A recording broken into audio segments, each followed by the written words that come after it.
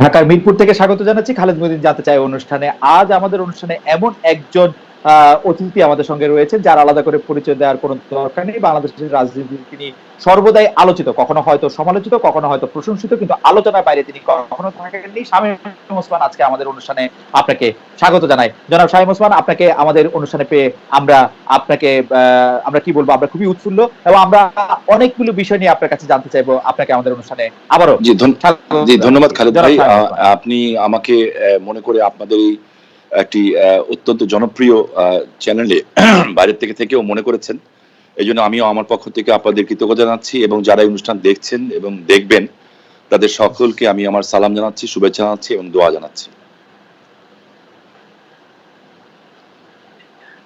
শাহিন ভাই, গত কয়েকদিন ধরে যেটা হয়েছে যে আমাদের প্রধান সংবাদে পরিণত হয়েছে ধর্ষণ এবং এই সংক্রান্ত সহিংসতা। একজন সংসদ সদস্য হিসাবে আপনি এজন্য কোনো দায় অনুভব করেন কিনা?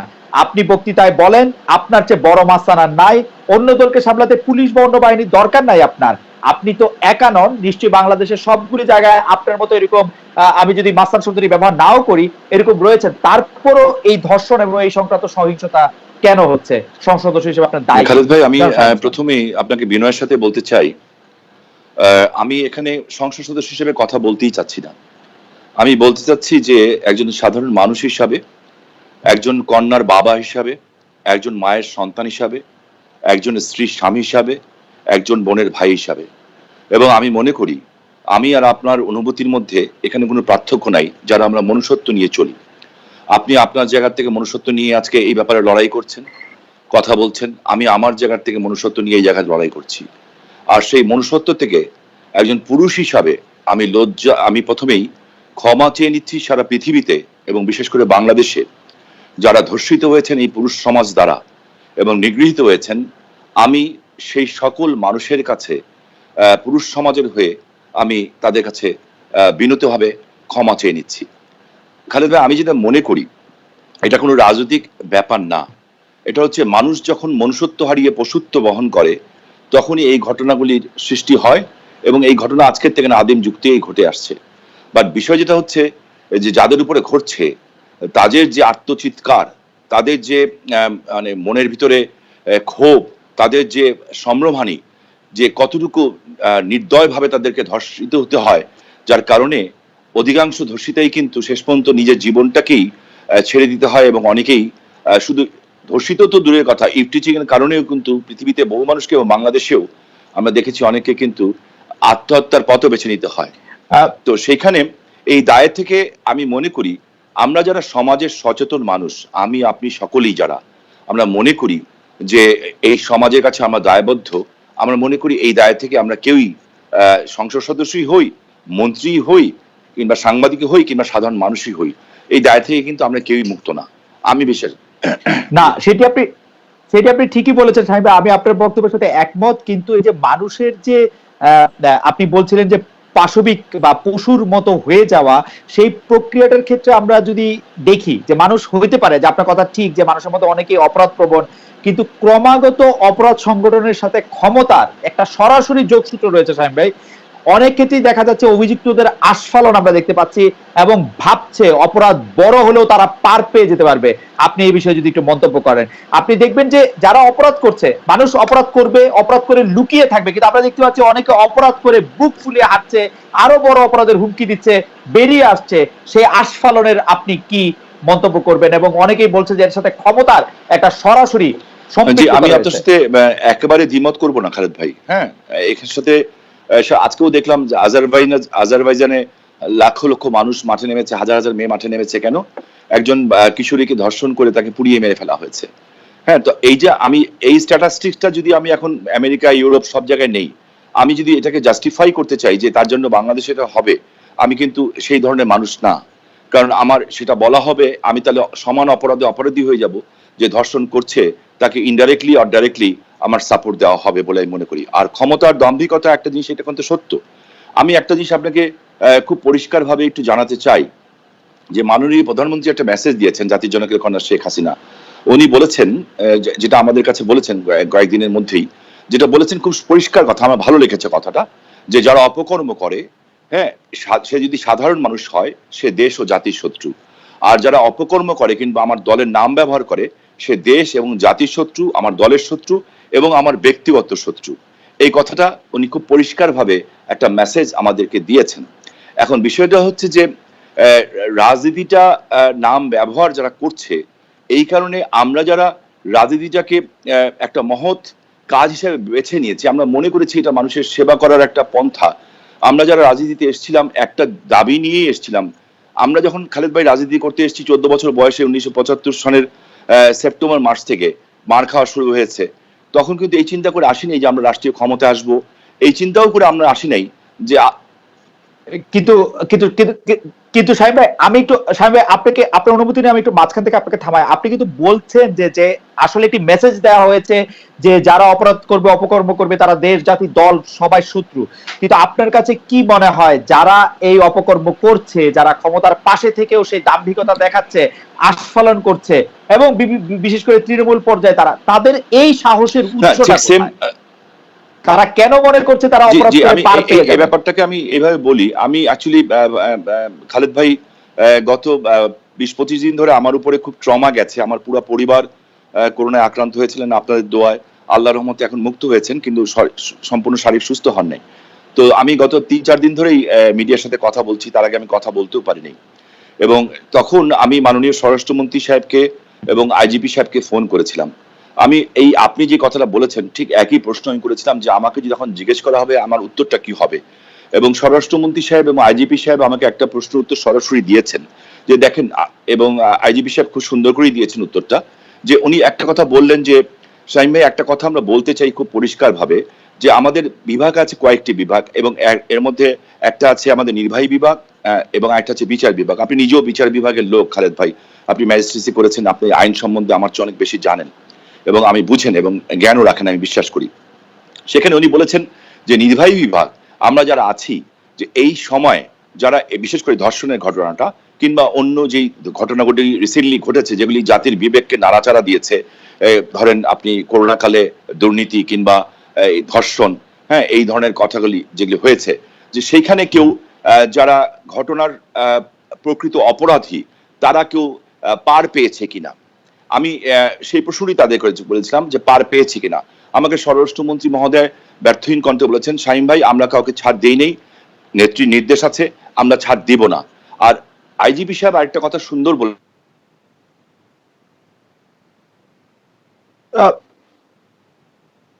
শামীম ভাই, আমি একটু মাঝখান থেকে বলি যে অপরাধী যাদের কথা সামাজিক মাধ্যমগুলিতে আসছে, গণমাধ্যমে আসছে, তাদের অনেকে হয়তো পার পায় নাই, কিন্তু অপরাধ বিজ্ঞান এবং যোগাযোগের একজন মানে ছাত্র হিসাবে বা একজন সেই জায়গায় কিন্তু আমি দেখেছি যতগুলি ঘটনা সাধারণত একটা সমাজে ঘটে তার 20 ভাগের 1 ভাগ মাত্র পত্রপত্রিকায় আসে, তারও একটি ভাগ মাত্রই হচ্ছে যে আলোচনায় আসে। তাহলে আমরা যে বিপুল অপরাধকে আসলে আমরা সামনেই দেখতে পাচ্ছি না, সেই বিপুল অপরাধের জায়গা থেকে কি আপনি এটি বলতে পারেন যে আমরা বলবো যে এই এই অপরাধ কর্মটি হচ্ছে কিন্তু তার বিচার হচ্ছে, কারণ সেই অপরাধ কর্মটি আলোচনায় আসছে না, পত্রপত্রিকায় আসছে না, যেগুলি পত্রপত্রিকায় আসছে, আলোচনায় আসছে, সেগুলি নিয়ে আপনারা কথা বলছেন বা আপনারা বিচার করতে চেষ্টা করছেন, আমি জানি না, কিন্তু বিচারের আড়ালেও তো রয়ে যাচ্ছে বহু ঘটনা। Absolutely you are telling the truth. আপনি একদম সত্য কথা বলেছেন এবং আমি আপনার সাথে সম্পূর্ণ একমত হয়ে বলতে চাই, কিছুটা বিদ্রোহের মতো করে বলতে চাই এবং আমি কিছুটা ক্ষোভের সাথেও বলতে চাই যে কিছু সংখ্যক মানুষ হয়ে গেছেন এবং তাদের সংখ্যা খুব কম, এবং সমাজের বিভিন্ন স্টেক হোল্ডার তারা আছেন, একদম রাস্তার মস্তান থেকে আরম্ভ করে অনেক উঁচু পর্যায় পর্যন্ত আছেন, যারা এখন মনে করছেন অনিয়মটাকে নিয়মে পরিণত করবেন। আমার মনে হয় যে যারা অনিয়মটাকে নিয়মে পরিণত করতে চান এবং মনে করেন, যারা কোনো কোনো না ভাবে হয়তো এটা ওই যে বেগমগঞ্জের দেলোয়ার থেকে শুরু করে এবং ঢাকার অনেক বড় কেউ, তিনি রাজনৈতিক ভাবেই হোক কিংবা অরাজনৈতিক ভাবেই হোক ক্ষমতার দাপটের কারণে হয়তোবা কিংবা ক্ষমতাকে ব্যবহার করবেন টাকার জোরে, কালো টাকার জোরে, এই ধরনের মানে সাহস নিয়ে তারা এখন অনিয়মটাকে নিয়মে পরিণত করতে চান। আর যখন তারা চান তখন আমার মতো যারা রাজনীতি করে এসেছি, আমার বিশ্বাস খালেদ ভাই কিংবা আপনার মতো যারা সৎভাবে সাংবাদিকতা করেছেন এবং করছেন এবং ভবিষ্যতে করবেন, বিশ্বাস আমার মনে হয় আমাদের হৃদয়ে রক্তক্ষরণ হয়। আমি একটা জিনিস আপনাকে খালেদ ভাই বলতে চাই, যদি আপনি আমাকে একটা সুযোগ দেন, এই ধর্ষিতার ব্যাপারটা নিয়ে বলতে চাই। আমি একটা সময় নারায়ণগঞ্জে আমি তখন এমপি হইনি। আমার মনে হয় ৯১-৯২ সনের ঘটনা। তো মানুষ যে তো আমরা যে সমাজের একটা উঁচু শ্রেণী আছেন, তারাও যেভাবে কথা বলেন, আমি তাদেরকে টু বি অনেস্টলি আমি তাদেরকে অন্তর থেকে রেসপেক্ট করতে পারি না। আপনি জানেন যে নারায়ণগঞ্জে নিষিদ্ধ পল্লী নামে একটা পল্লী ছিল, এবং একটি না কয়েকটা ছিল। তো সেই নিষিদ্ধ পল্লীতে একটা ঘটনা আমি আপনাকে বলতে চাই, যেখান থেকে আমার এই ব্যাপারটাতে আমার ভিতরে ভীষণভাবে বিদ্রোহ জেগেছে। তো হঠাৎ করে আমরা রাস্তার পারে বসেছিলাম, আমরা ফুটপাতে বসতাম। একটা লোক আসলেন, তার গলার মধ্যে জামাইয়ের মানে বিয়ে করেছে, গলার ভিতরে মালা পরা, গ্রামের মানুষ, একদম গ্রামের মানুষ, মুন্সিগঞ্জ থেকে এসছে। তো সে হঠাৎ করে দৌড়ে এসে, আমাকে চিনে না সে আমার লোকজনকে তখন আমাদের ব্যাপকভাবে হত্যা করার চেষ্টা করা হয়, পুলিশ ধরার চেষ্টা করা হয়। সে এসে জিজ্ঞেস করছে, আমরা অনেক লোক বসা একটা জায়গার ভিতরে, তো আমার পর্যন্ত আসতে গেলে তাকে একটা ব্যারিয়ার পেরিয়ে করে আসতে হবে। এসে জিজ্ঞেস করছে, ভাই শামীম ওসমান কে? শামীম ওসমান কে? শামীম ওসমান ভাই কে? কোনটা শামীম ওসমান ভাই? করে খুব কাঁদছে। তখন আমার বন্ধুরা তাকে নিয়ে আসলো। আমি জিজ্ঞেস করলাম, কি হয়েছে? বললো, ভাই আমার স্ত্রীটাকে জাহাজ থেকে নামার সাথে সাথে এক মহিলা কি জানি খাইয়ে তাকে নিয়ে গেছে। আমি কোথায়? বললো, নিষিদ্ধ পল্লীতে। আপনি কি করেছেন? বললো, আমি থানায় গেছিলাম। থানায় যাওয়ার পরে কি হয়েছে? ভাই, আমরা আমরা আমরা আমরা আসলে আপনার এই গল্পটার সঙ্গে আমরা পরিচিত। তারপর আপনি যদি একটু কনক্লুডিং লাইনটা বলতেন আর কি, কারণ আমরা যারা আপনার কথা শুনেছি আমি শুধু বলতে চাই যে খালেদ ভাই, আমি সেদিন হয়তো আমার জীবনের সবচেয়ে ভালো কাজের একটা কাজ করেছিলাম।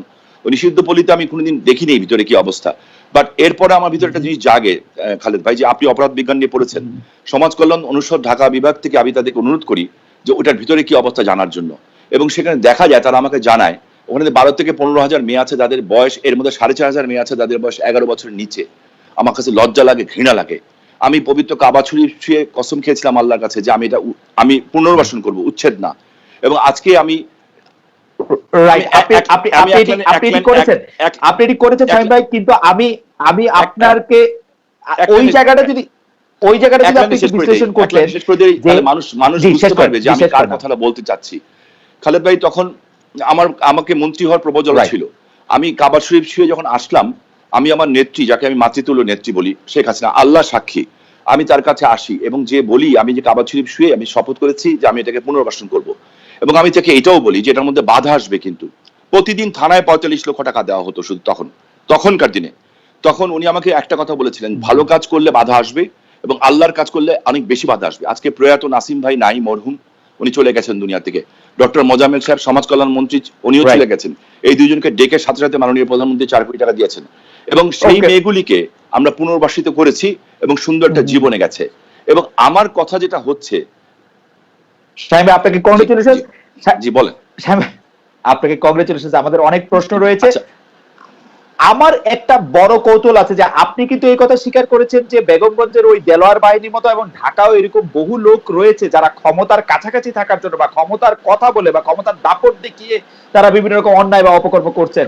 আপনি আপনার যে নেত্রীকে মাতৃতুল্য বলছেন এবং যে নেত্রী আপনার নেত্রী, বাংলাদেশের যে কোনো দুর্নীতি, অন্যায়, সন্ত্রাস এবং যে কোনো কিছু আপনার যারা দাবি করেন যে তিনি তা দেখতে পারেন না বা তিনি তা পছন্দ করেন না, এইগুলি তিনি কিভাবে মোকাবেলা করার কথা তিনি ভাবছেন। কিন্তু এবং আমি বারবার বলি যে বাংলাদেশের মতো জায়গায় সরকারি সমর্থন না থাকলে, ক্ষমতার দাপট না থাকলে এই সব অন্যায় পেয়ে পার পাওয়া সম্ভব না। এবং বাংলাদেশের মানুষের মানে আলাদা, বাংলাদেশের ভিতর যে আলাদা একটা বাহিনী করে আলাদা একটা দেশ করে ফেলেছে যেখানে কোনো আইন নাই, কানুন নাই, ব্যাপারগুলি কিন্তু আসলে সেরকমও না।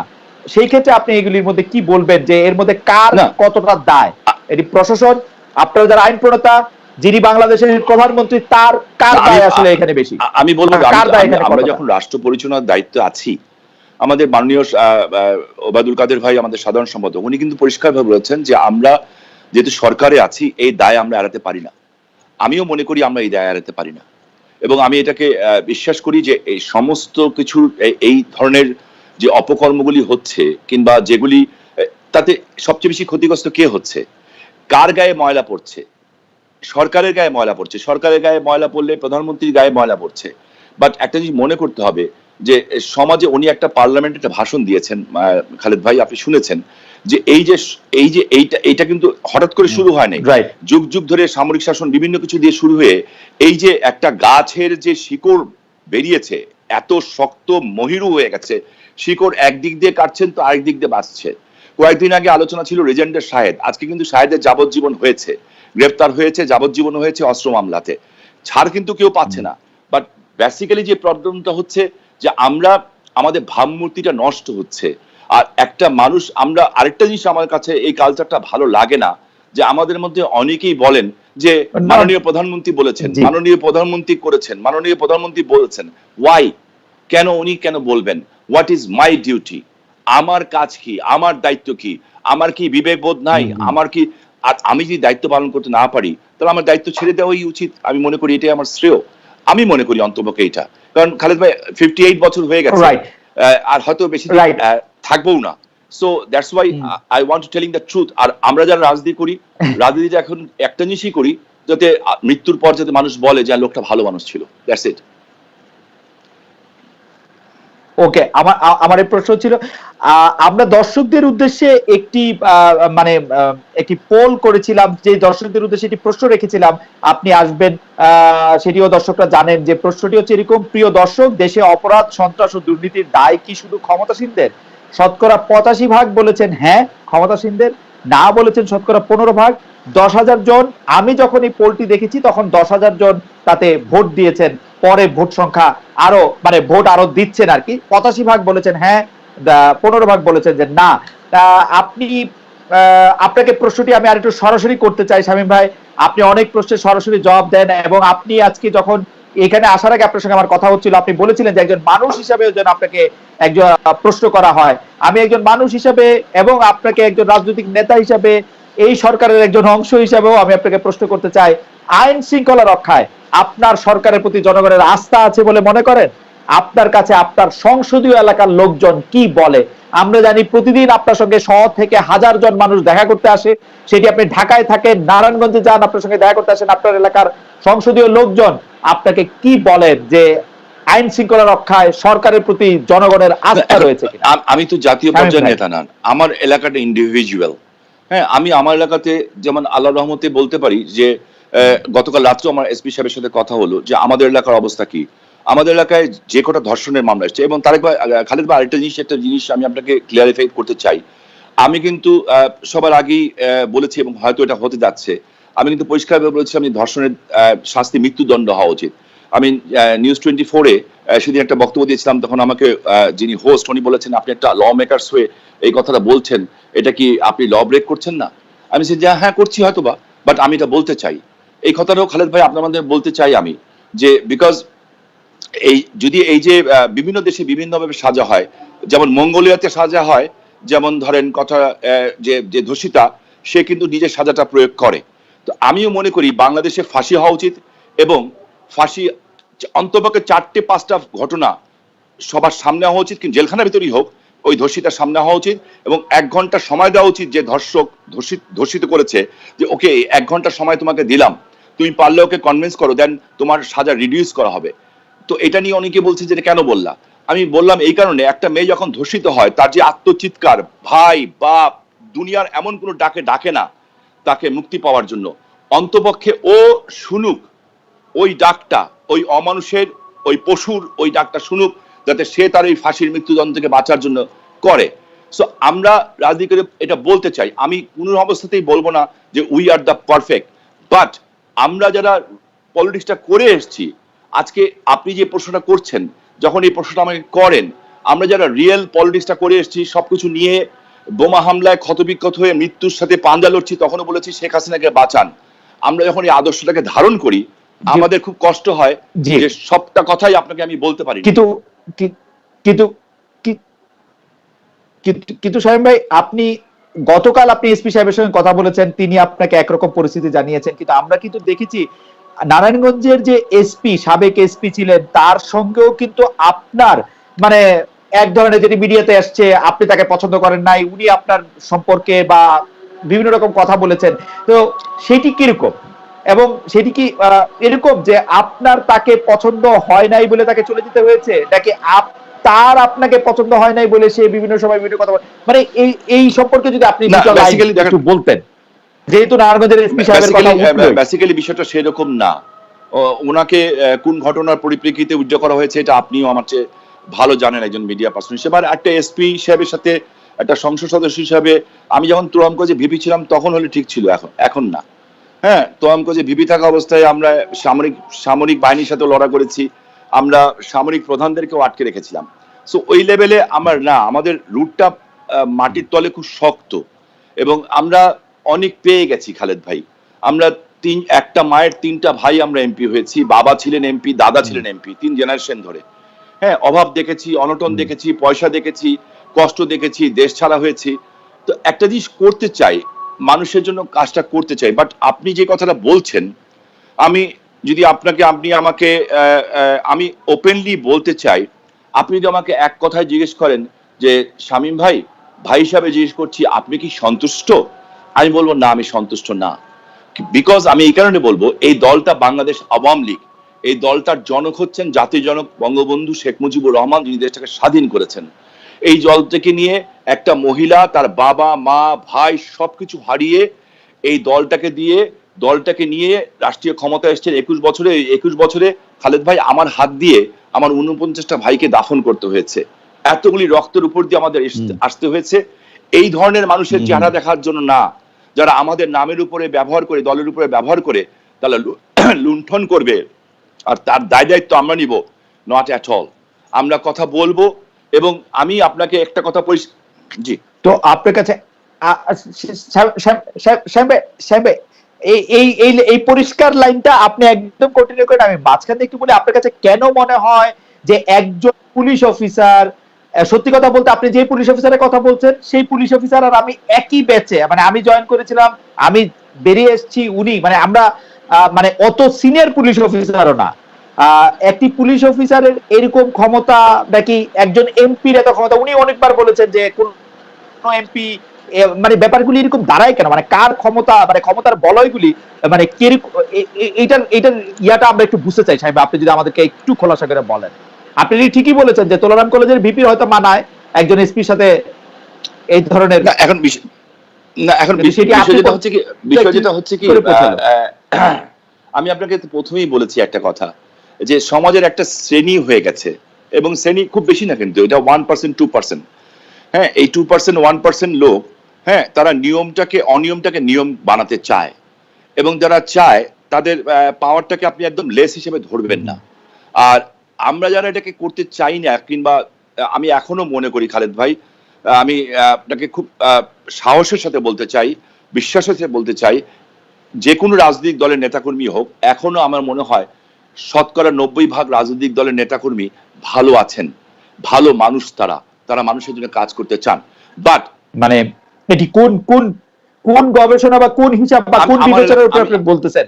যেহেতু আমি আমার সেই ব্যাচমেটের কথা বললাম, আমি আরেকটি খবর দিই শামীম ভাই, আপনাদের 350 জন এমপিদের মধ্যে আমি নাম বলবো না, সংখ্যা বলবো না, কিন্তু অনেক এমপি দল বেঁধে গিয়ে এসপির রুমে বসে আছেন, সেরকম সিনও কিন্তু আমি অনেকবার দেখেছি। তদবিরের পর তদবির করছেন এসপির সাথে একটা, মানে আপনি জানেন যে আমি কি বলতে চাইছি। হ্যাঁ, এবং দ্যাট ইজ দ্য প্রবলেম যে আমি যদি আমার একটা জিনিস কি খালেদ ভাই, আমি একটা জিনিস মনে করি, প্রত্যেকটা মানুষের একটা নিজস্ব সম্মান আছে। আর আমি রাজনীতি করতে এসেছি, আমি দুনিয়াতে সবচেয়ে বেশি সম্মান করি আমাকে। আমি যদি আমাকে নিজেকেই সম্মান করতে না পারি খালেদ ভাই, আমি আপনাকে কিংবা একটা রাস্তার গরিব মানুষকেই বা কিভাবে সম্মান করব? যে এই লোকের আত্মসম্মান বোধ নাই, হ্যাঁ, সেই ধরনের কাজ করতে পারে। আর আত্মসম্মান বোধ তার আছে যে নিজে ন্যায় নীতির উপরে থাকে। আমরা যেহেতু ন্যায় নীতির উপরে থাকা, আমি বলি না আমি পারফেক্ট, কিন্তু যারা কিন্তু আত্মসম্মান বোধের ক্ষেত্রে শামীম ভাই, আত্মসম্মান বোধের ক্ষেত্রে একটি বড় পাহারাদার নাকি এরকম হয়ে উঠেছে যে অনেকে এরকম বলছেন বা কেউ এরকম বলছেন যে আপনারা এমপি হয়েছেন পুলিশ বা প্রশাসনের ভিজিলেন্সে, বা কেউ যদি বলেন অনুগ্রহে, বা কেউ বলেন যে তৎপরতায়, সেই জন্যই তাদের আপনাদের প্রতি শ্রদ্ধা। এখানে বিভিন্ন মানুষ এখন দেখেন বিভিন্নভাবে বিশ্লেষণ করবেন। যিনি পেয়েছেন তিনি একভাবে বিশ্লেষণ করবেন, যিনি পান নাই তিনি একভাবে বিশ্লেষণ করবেন। ঠিক আছে, একজন সমুদ্রের মধ্যে যখন নৌকাটা ঢেউয়ের তালে পড়ে, তখন ওই সমুদ্রের মাঝি বুঝে যে কিভাবে তাকে নৌকাটাকে সাম্পানটাকে পারে ভিড়াতে হবে। আর পাশে বসে যখন আমি আর আপনি কিংবা আপনার মতো একজন সুন্দর পুরুষ মানুষ যখন আপনার সহধর্মীকে সাথে নিয়ে সমুদ্রের পানিতে পা ডুবান, তখন আপনার কাছে ওই সুন্দর দৃশ্যটা কিন্তু অনেক সুন্দর লাগে। বাট ওই লোকটা বুঝে যখন ঢেউ উঠে তার কত কষ্ট। এখন কে কিভাবে বিশ্লেষণ করবে আমি জানি না। আমি আমার নিজের জবাবটা দিতে পারি, আমি আমার জায়গাটার কথা বলতে পারি, আমি আরেকজনের দায়বদ্ধতা নিতে রাজি না। আমি একজনের কথা বলতে পারি যে আমি যে কিন্তু সাহেব ভাই, এই প্রসঙ্গে আবার শেষ প্রশ্ন, আরেকজনের দায় আপনি নিয়েন না, কিন্তু যাকে আপনি লুটপাটের অংশ হিসাবে জাতির জনক বঙ্গবন্ধুর দেশে যাকে আপনি দেখতে চান না, তাকে যখন আরো গুরুত্বপূর্ণ জায়গায় পদায়ন করা হয়, সেটিকে আমরা কিভাবে ব্যাখ্যা করবো? আমরা কাকে বিশ্বাস করব? জনাব শামীম ওসমানকে নাকি সেই পুলিশ অফিসারকে? আপনি আমাদেরকে এই প্রসঙ্গে এই না, আমি আমি ওই লেভেলটা নিয়ে আলোচনা করতে চাই না। আমি আমার সাথে কিন্তু ওনার এমন কোনো কিছু হয় নাই, টু বি অনেস্টলি। ওনার সাথে যেটা হয়েছিল, একজন মন্ত্রী মহোদয়ের বিরুদ্ধে উনি কথা বলেছিলেন, সেটা নিয়ে হয়েছে। আমার সাথে ওনার এমন কোনো কিছু হয় নাই। আর যেটা নিয়ে আমার ওনার ব্যাপারে কথা বলতে হবে খালেদ ভাই। আর আমার মনে হয় না যে আমার অবস্থানটা ওই জায়গায় যে আমি একজন আমি ওনার মঙ্গল কামনা করি, এবং আমার মনে হয় যে অবশ্যই ওনার উপযুক্ত আছে দেখেই সরকার কিংবা স্বরাষ্ট্র মন্ত্রণালয় ওনাকে ভালো জায়গায় বসিয়েছে। আমি আমি আপনার বক্তব্য পরিষ্কার। শামীম ভাই, আমি এইবার কিছু প্রশ্ন করতে চাই যেগুলো আপনি খুব দ্রুত গুছিয়ে, আপনি যেরকম সুন্দর করে কথা বলেন সেরকম বলে। রাজনীতিবিদ হিসেবে আপনি সফল না ব্যর্থ? কি মনে হয় শামীম ভাই, জনগণ আপনাকে কেন মনে রাখবে? জনগণ আপনাকে মনে রাখবে কারণ শামীম ওসমান খুব, তাকে, শামীম ওসমানকে মানুষ খুব ভয় পেত। জনগণ খুব মনে পড়বে যে শামীম ওসমান আসলে খুব পয়সাওয়ালা লোকের, দামি লোকের ছেলে বা নাতি। জনগণ আপনাকে মনে রাখবে কারণ হচ্ছে যে আপনি অনেককে উপকার করেছেন বা নাকি অপকার করেছেন? কি জন্য জনগণ আপনাকে মনে রাখবে রাজনীতি হিসেবে? খালেদ ভাই, এই একই কথা আমি আমার নেত্রী, আমার মাতৃতুল্য নেত্রীর কাছে বলেছি যে আমি মানে এই কথাটা এখন বলা ঠিক হবে কিনা, আমি রাজনীতিতে ফর্মে থাকা অবস্থাতেই রাজনীতি থেকে সরতে চাই। হ্যাঁ, রাজনীতি থেকে সরতে চাই। আমি ক্ষমতা লোভী লোক না। হ্যাঁ, এটা আপনি কি এখন, সাহেব আপনি কি এখন রাজনীতিতে ফর্মে আছেন? আমি রাজনীতিতে ফর্মে আছেন? খালেদ ভাই, কথা শেষ করলে আপনি বুঝতে পারবেন। সো সেখানে আমি একটা কথা মানে মানে আমি জানতে চাইছিলাম যে আপনি ফর্মে আছেন কিনা। করে এটা বলতে চাই খালেদ ভাই, আপনি শুনে খুশি হবেন যে নারায়ণগঞ্জে যে কটা বড় কাজ হয়েছে, এক্সেপ্ট নারায়ণগঞ্জের যে 300 শয্যা হাসপাতালটা, ওইটা আমার বড় ভাই নাসিম ওসমান ওনার সময় উনি করেছিলেন। উনি আজকে দুনিয়াতে নাই, হয়তো এই জন্য মানুষ ওনাকে মনে রাখে। আর এছাড়া যতগুলি বড় কাজ আছে আল্লাহর হুকুমে, রাসূলুল্লাহ পাকের ওসিলায় এবং আমার নেত্রী শেখ হাসিনার অনুগ্রহে এবং আমাদের অন্যান্য সবার, আমার নারায়ণগঞ্জে আমরা কিন্তু এই প্রজেক্টগুলি করতে পেরেছি। আমি জানি পৃথিবীতে একটা সত্য খালেদ ভাই, আর কোনো সত্য নাই, দ্যাট ইজ আপনাকে এবং আমাকে সবাইকে চলে যেতে হবে। আমি আমার নেত্রীর কাছে বলেছি আমি এই কাজগুলি চাই, এবং উনি আমাকে দিয়েছেন। আজকে ডিএনডি প্রজেক্ট হচ্ছে, নারায়ণগঞ্জের লিং রোড সারা বাংলার সবচেয়ে সুন্দর হচ্ছে, স্টেডিয়াম হয়েছে, ঢাকা নারায়ণগঞ্জ রোডটা হচ্ছে, নারায়ণগঞ্জ থেকে মুন্সিগঞ্জ ফ্লাইওভার হচ্ছে। আমার এখন শুধু দুটো দাবি বাকি আছে, একটা হচ্ছে মেডিকেল কলেজ আর একটা ইউনিভার্সিটি, মানে সরকারি ইউনিভার্সিটি। এই দুটো হয়ে গেলে আমার মনে হয় যে নারায়ণগঞ্জের মানুষ মনে করবে যে ওকে ফাইন, আমরা স্যাটিসফাইড যে ও যা করেছে। কিন্তু আমি নারায়ণগঞ্জের মানুষের ঋণ শোধ করতে পারবো না, তারা আমার জন্য যা করেছেন। না সাহেব, আমি বুঝতে পারছি, কিন্তু কিন্তু এই কথা সত্য যে নারায়ণগঞ্জে অনেক কিছু হয়েছে, কিন্তু নারায়ণগঞ্জে যে আরো অনেক কিছু গত 10 বছরে যেগুলি হয়েছে সেগুলির ক্ষেত্রেও কি লোকে আপনাকে মনে করবে কিনা? নারায়ণগঞ্জের 7 খুনের কথা, নারায়ণগঞ্জের মধ্যে যদি আমি বলি যে সর্বশেষ যদি আমি বলি যে মসজিদে একটি ত্রুটিপূর্ণ গ্যাস লাইনের জন্য কতজন মানুষকে আসলে মরে যেতে হলো। আমরা যদি নারায়ণগঞ্জের হকার লাইন কেটে গেছে। হ্যালো হ্যালো হ্যালো, জি সাহেব, আমি কিন্তু আপনাকে শুনতে পাচ্ছি। আবার প্রশ্নটা করবেন কাইন্ডলি। ওকে ওকে, যে নারায়ণগঞ্জে যতগুলি ঘটনা ঘটেছে, বা নারায়ণগঞ্জে এক সময়, খুব বেশি দিন আগে না, 3-4 বছর আগেও এখনো কিছুটা আছে, যে মাদকের একটি অবাধ হোলসেল মার্কেটে পরিণত হলো নারায়ণগঞ্জ। তো সেইগুলির ক্ষেত্রে কি আপনি মনে করবেন না যে মানে আপনার দায়, বা আপনি যেহেতু নারায়ণগঞ্জের সবগুলি ভালো কাজের সাথে ওসমান পরিবার জড়িত, খারাপ কাজের দায়ও তাদেরকে একটু নিতে হবে? আমি বলছি আপনাকে, যেমন প্রথমে আসেন আপনি 7 খুনের কথা বললেন খালেদ ভাই, আপনি জানেন সেই সময়টাকে আমাকে কি ফেস করতে হয়েছিল, এবং আমি 45 মিনিটের মধ্যে বলে দিয়েছিলাম যেখানে জানানো দরকার, আমার যাকে জানানো দরকার, আমি বলেছিলাম যে ঘটনা কিভাবে সংঘটিত হয়েছে। 2.5 বছর ধরে বাংলাদেশে একটা দুটা মিডিয়া, আপনার টেলিভিশন তখন আপনি ইন্ডিপেন্ডেন্ট কাজ করতেন না, আপনার কাছে যে আমি বলেছিলাম যে একটা দুটা মিডিয়া আমার দিকে পিন পয়েন্ট করার চেষ্টা করেছিল। হ্যাঁ, আমি 2.5 বছর ওয়েট করেছিলাম। তারপর 2.5 বছর পরে যে আমি পার্লামেন্টে আমি বক্তব্য দিয়েছিলাম এবং সেই ব্যাপারে পত্রিকাগুলি সাবমিট করেছিলাম। আমি কিন্তু কোনো বিচার পাইনি, বাট আমি যে কথাটা বলেছিলাম সেটা সত্য প্রমাণিত হয়েছে। আর মাদকের কথা বলছেন, ট্রু, মাদক নারায়ণগঞ্জেও আছে, মাদক নোয়াখালীতেও আছে, মাদক বাংলাদেশ সব জায়গায় আছে। এই মাদক বন্ধ করা আমি মনে করি সরকারের একক পক্ষে সম্ভব না। এই কারণে আমার প্রস্তাবনা যেটা হচ্ছে, যেটা আমি আমার এলাকাতে চেষ্টা করেছি এবং করছি, কিছুটা হলে সাকসেসফুল হয়েছে। আমি বলবো যে আমি 100% সাকসেসফুল আমি হই নাই, এবং আমার পক্ষে হওয়া সম্ভবও না। পৃথিবীর কোনো দেশে এটা সম্ভব হয় নাই। বাট আমি মনে করি এই কারণে পঞ্চায়েত ভিত্তিক সমাজ ব্যবস্থা করা উচিত। আমাদের একটা জিনিস করা উচিত, আমরা যারা রাজনীতি করি খালেদ ভাই, যে দলের পরিচয়টা দেখা উচিত না। সমাজে দুই ধরনের মানুষ আছেন, একটা হচ্ছে, কিংবা চার ধরনের মানুষ আছেন। একটা হচ্ছে খুব ভালো মানুষ, একটা হচ্ছে ভালো মানুষ, একটা হচ্ছে খারাপ মানুষ, একটা হচ্ছে খুব খারাপ মানুষ।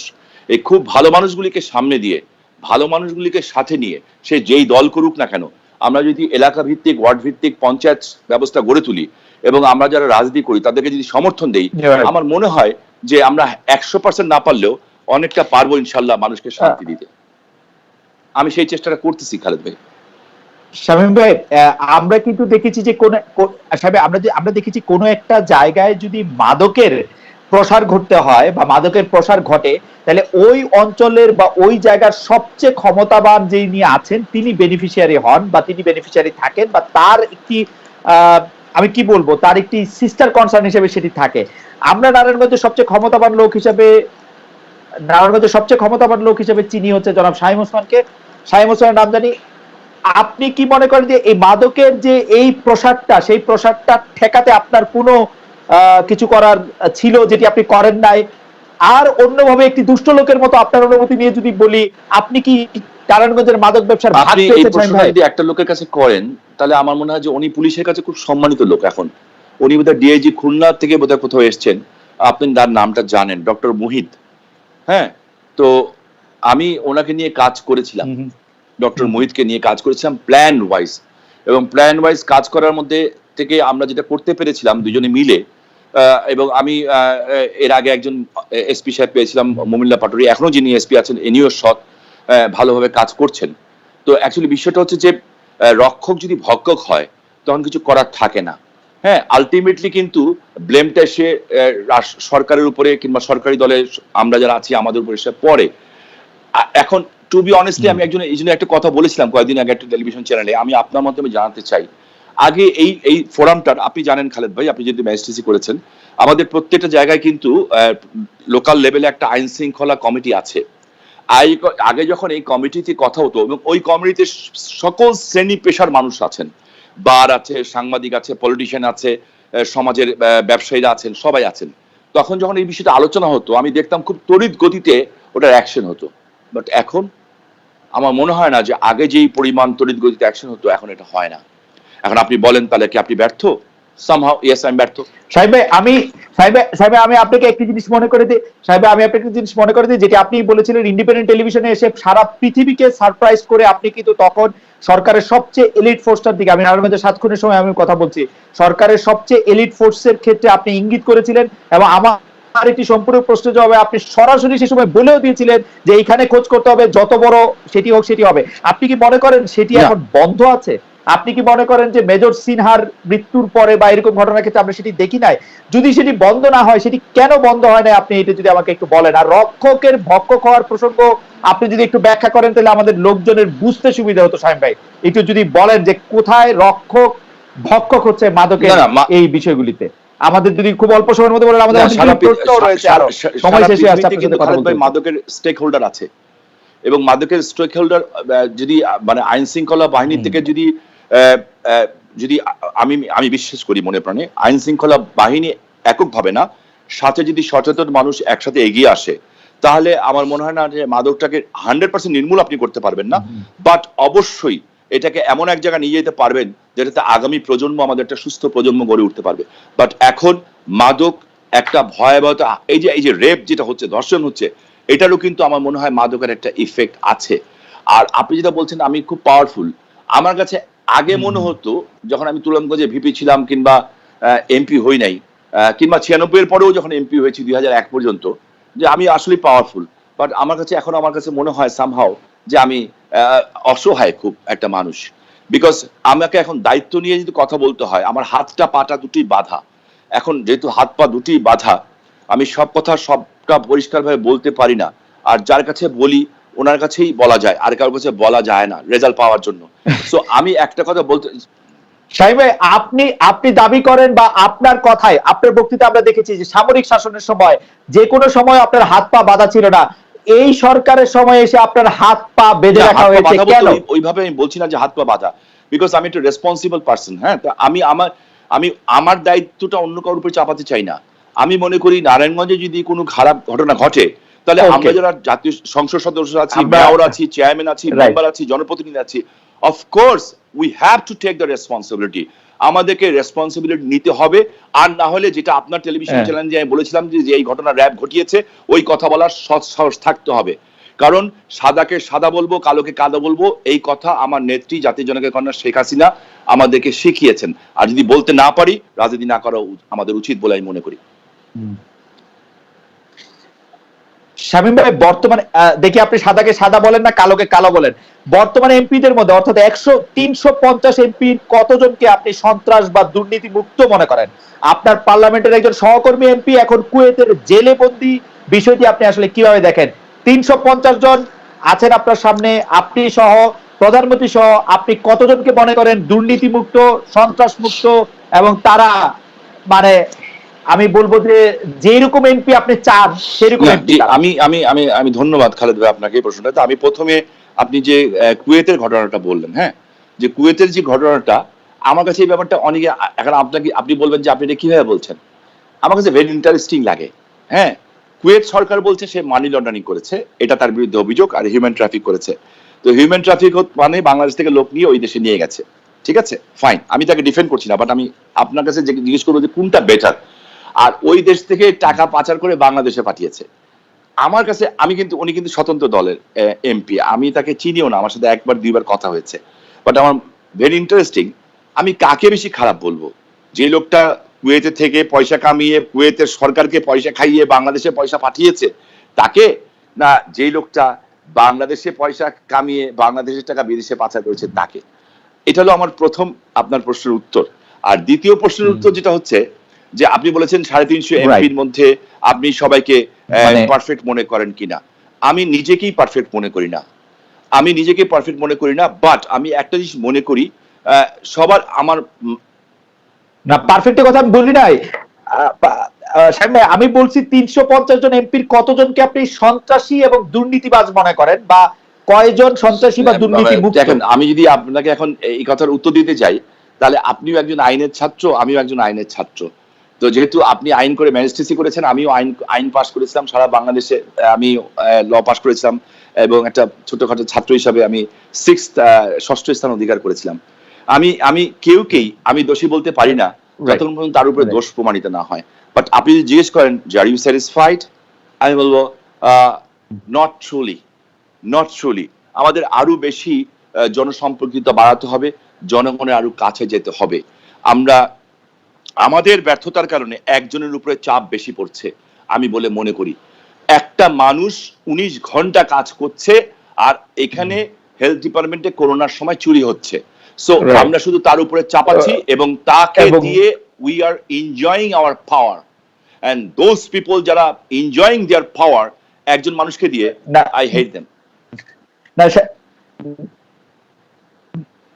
সাহেব, আপনার কাছে কি এটি মনে হয় না যে এটি মানে আপনার নেত্রীও ভালো বুঝতে পেরেছেন, প্রধানমন্ত্রীও এটি ভালো বুঝতে পেরেছেন, সেই জন্য কোভিড মোকাবেলায় সর্বশেষ জনগণকে সহায়তা করার বা সেটি করার যে জায়গা, সেটি তিনি 64 জেলায় দায়িত্ব দিলেন সচিবদের, এমপিদেরকে তিনি সেই দায়িত্বের বাইরে রাখলেন, কারণ তিনি জানেন যে এমপিদের দায়িত্ব দিলেই এগুলি আসলে 9-6 না, নট এট অল। এখানে একটা জিনিস দেখেন, সচিব সাহেব যারা আছেন আমলাতন্ত্রে, হ্যাঁ, আমি তাদেরকে ধন্যবাদ জানাই, তারা কাজ করেছেন। এবার সবাই কাজ করেছে কম বেশি, সাংবাদিকরা, সব শ্রেণী পেশার মানুষই কাজ করেছে।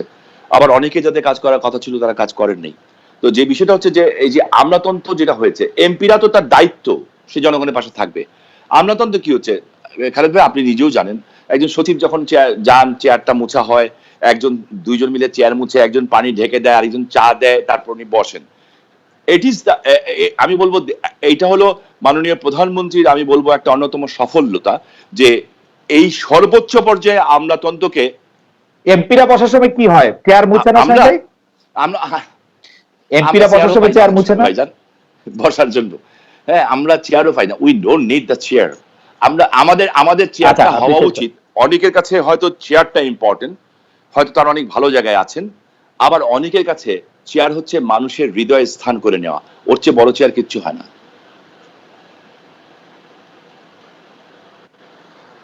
সাহেব, আমার শেষ প্রশ্ন, দেশ পরিচালনায় বর্তমান সরকারের সবচেয়ে বড় ব্যর্থতা কোনটি, নাকি মনে করেন এই সরকারের সবকিছুই সফল? আমি আমি আমি আমি এই সরকারের কাছে কিছু প্রশ্ন রাখতে চাই, যে আজকে যদি আমি প্রশ্ন রাখি যে আপনি বললেন মসজিদে মানুষগুলি পুড়ে মারা গেছে, খালেদ ভাই এই লোকগুলির মধ্যে ম্যাক্সিমাম লোক আমার খুব কাছের লোক ছিল। হ্যাঁ, এবং আপনি আমার কাছে খুব কষ্ট হয় ভাই। হ্যাঁ, এর মধ্যে একটা ছেলে, আমি তার কয়েকদিন আগে ওকে কিছু, অদ্ভুত সুন্দর ছেলেটা, ও আমাকে বার্ন ইউনিট থেকে ফোন করে বলছিল, মামা আপনি যদি আমার জন্য দোয়া করেন বেঁচে যাবো। আমি জানতাম ও বাঁচবে না, 95% পুড়ে গেছে। আমার এই সরকারের কাছে প্রশ্ন একটা জিনিস, যে এই যে 2013-14 সময় যে আগুন দিয়ে মানুষ পুড়িয়ে মারা হলো, কিংবা 2001-এর পরে এই যে পূর্ণিমা সহ শত শত মেয়ে মানুষকে মানে ক্ষমতা বদলের পরে রেপ করা হলো, এইগুলির বিচার কোথায়, কবে হবে বিচার? আমি এটা জানতে চাই।